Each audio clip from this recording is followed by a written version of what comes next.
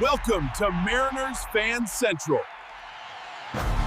Hello, M's Nation. Welcome to Mariners Fan Central. I'm your host, and today I'm bringing you an exclusive, detailed breakdown of what's happening behind the scenes with our Seattle Mariners.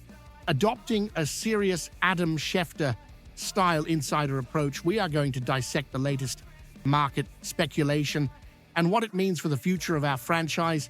The Fan Fiction Friday segment from the Locked On Mariners podcast raised fascinating scenarios that deserve a reality check based on hard data and league trends. Let's start with the elephant in the room, the pitching market, and the situation with the Milwaukee Brewers. Sources indicate the Brewers are concerned about their 2026 payroll, and historically, they are a team that churns their roster before contracts get expensive. The name Freddie Peralta is coming up strong. Peralta is an elite pitcher, a solid number 2 in any rotation with a high strikeout rate. The proposed scenario involves bringing Peralta and lefty Aaron Ashby to Seattle in exchange for a package led by Michael Arroyo and Logan Evans. My technical analysis here is straightforward. Peralta is only making $8 million next year.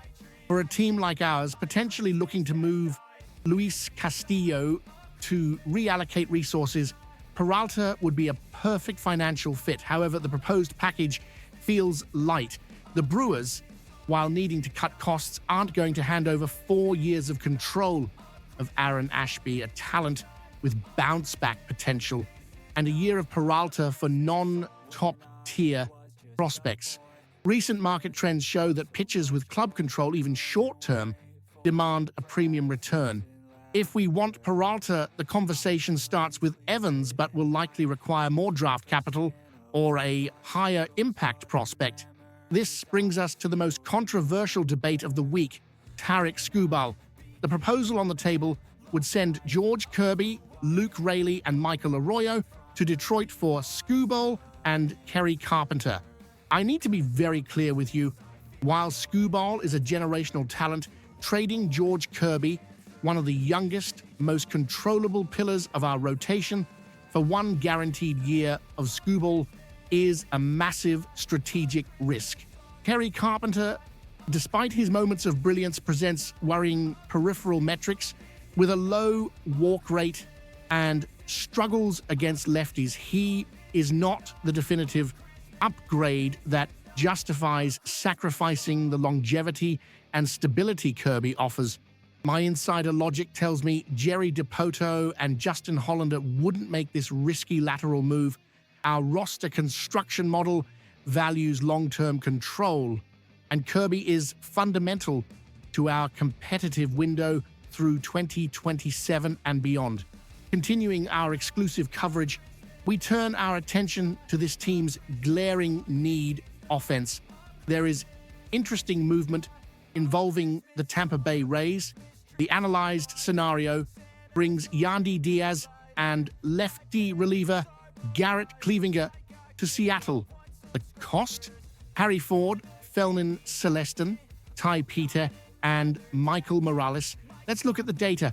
Yandy Diaz is an on-base machine, exactly the hitter profile missing at the top of our lineup. Cleavinger would add vital depth to the bullpen, while the price seems steep. Giving up Ford and Celestin is painful. Market analysis suggests this is the true value to acquire 2 years of control of a proven hitter and a reliable bullpen arm. The Rays, known for maximizing value before player decline, could see Harry Ford as the perfect centerpiece. On our side, this is a win-now move.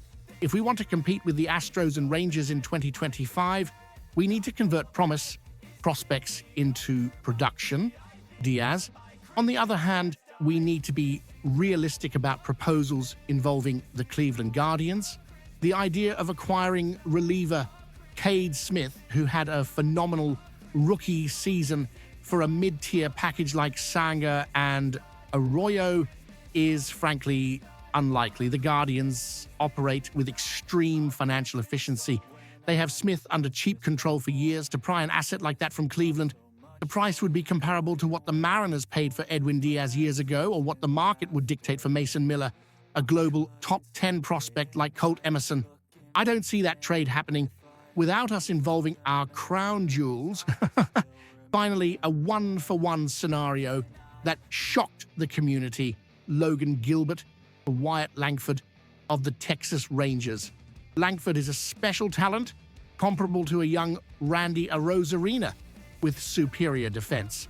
He has 30 home run and 30 stolen base potential. The trade makes sense on paper. We need young, controllable offense. They need elite pitching.